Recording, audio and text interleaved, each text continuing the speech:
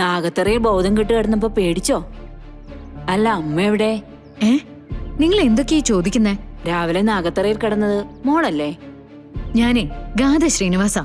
നാഗത്തറയിൽ വന്ന് ബോധം കെട്ടി കിടക്കാനൊന്നും ഞാൻ തരം താഴ്ന്നിട്ടില്ല.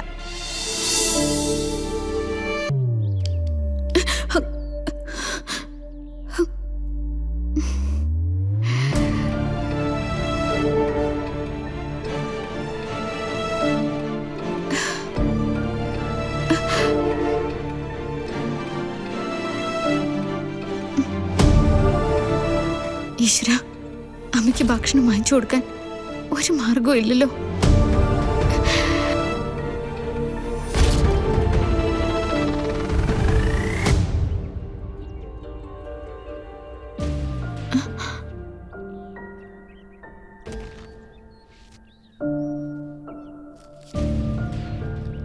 അമ്മേ, അമ്മേ, എന്താ മോളെ? ഇതാര് തന്ന രൂപയാ?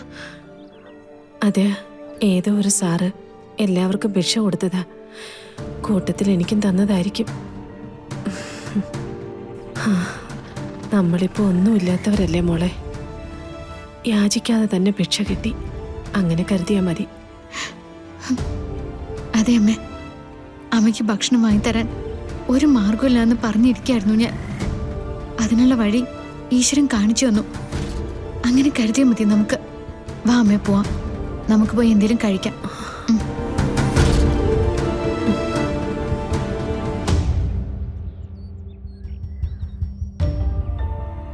മോളെ, എല്ലാ അർത്ഥത്തിലും നാഗദൈവങ്ങൾ നമ്മളെ രക്ഷിക്കുക അല്ലേ? നമുക്ക് ആ പ്രാർത്ഥന മാത്രമല്ലേ ഉള്ളൂ അമ്മേ. വാ അമ്മേ. പൂജയ്ക്ക് ആവശ്യമായിട്ടുള്ള സാധനങ്ങൾ വേണം.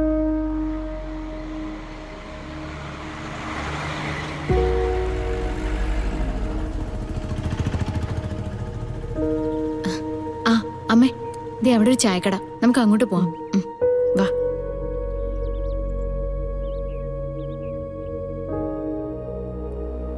ചേട്ടാ, 2 ചായ.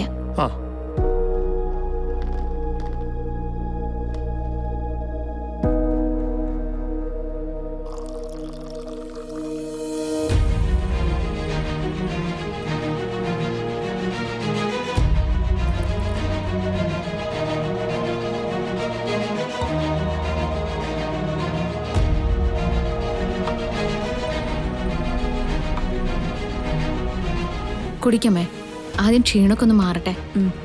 മോളും കുടിക്കേ.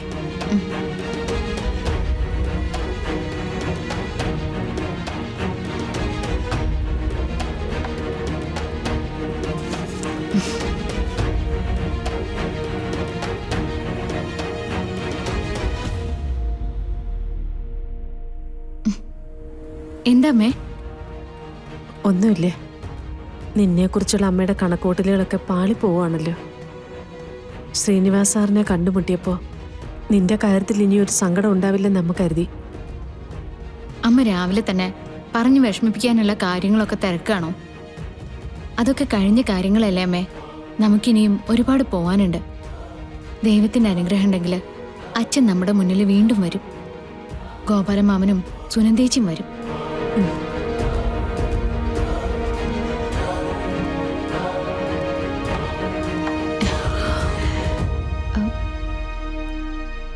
ദേടാ. അയ്യോ, ചേഞ്ച് ഇല്ലല്ലോ മോളെ. എല്ലാരും ഗൂഗിൾ പേ ആയതുകൊണ്ടാ. എൻ്റെ അടുത്ത് വേറെ ഇല്ലാത്തതുകൊണ്ടാ. മോളെ, അപ്പുറത്തെ പൂജക്കടയിൽ ഒന്ന് ചോദിക്കേ. ആ ശരി, ഞാനിപ്പോ വരാം. ഞാൻ പോയിട്ട് വരാം.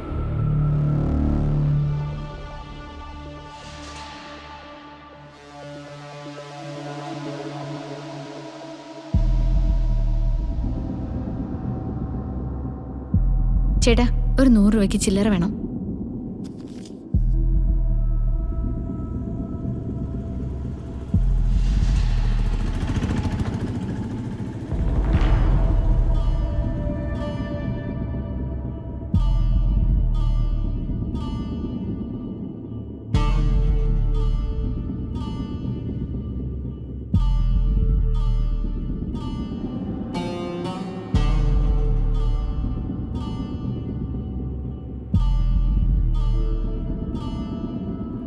ശരി ഏട്ടാ.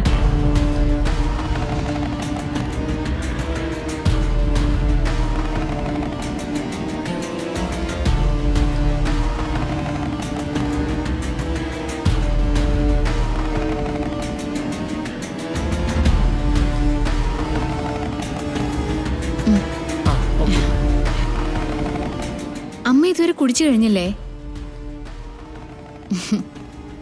എത്ര പ്രതിസന്ധി ഉണ്ടെങ്കിലും അമ്മ എന്റെ കൂടെ ഉണ്ടെങ്കിൽ എന്റെ സന്തോഷം അത് മാത്ര.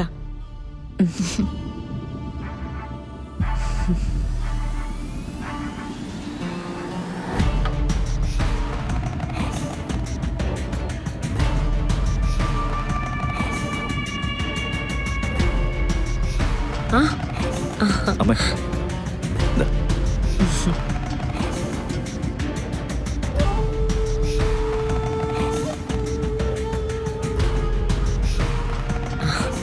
സർപ്പദോഷങ്ങൾ അകറ്റാൻ പ്രത്യേക പൂജകൾ ചെയ്യുന്നുണ്ട്. അന്നദാനം നടത്തുന്നത് നിങ്ങൾ തന്നെയല്ലേ? അതേ തിരുമേനി.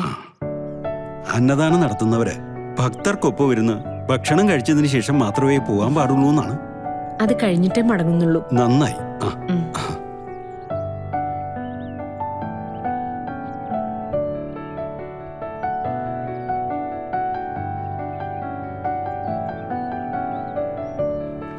ഗാഥ, അയ്യോ പേടിക്കൊന്നും വേണ്ട നവീൻ. ഞാൻ പറഞ്ഞില്ലേ എന്റെ മനസ്സിന് നല്ല ശാന്തതയുണ്ടെന്ന്. അതിപ്പോ കൂടി കൂടി വരുന്നതേ ഉള്ളൂ. എല്ലാം ഭഗവാന്റെ അനുഗ്രഹം മോളെ.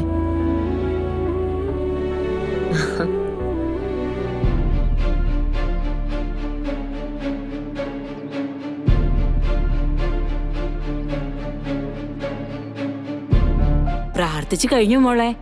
ആ കഴിഞ്ഞു. നാഗത്തറയിൽ ബോധം കെട്ട് കിടന്നപ്പോ പേടിച്ചോ? അല്ല അമ്മ എവിടെ? നിങ്ങൾ എന്തൊക്കെയാ ചോദിക്കുന്നേ? രാവിലെ നാഗത്തറയിൽ കിടന്നത് മോളല്ലേ? ഞാനേ ഗാഥ ശ്രീനിവാസ. നാഗത്തറയിൽ വന്ന് ബോധം കെട്ടി കിടക്കാനൊന്നും ഞാൻ തരം താഴ്ന്നിട്ടില്ല. മോളെ അരുത്. ആള് തെറ്റിയിട്ട് ചോദിക്കുകയാണെന്ന് തോന്നുന്നു. ഇതെന്റെ മകനും മരുമകളുമാണ്. ഞാനാ ഇവരുടെ അമ്മ. എങ്കിലേ എനിക്ക് ആള് മാറിയതായിരിക്കും. ക്ഷമിക്കണം കേട്ടോ.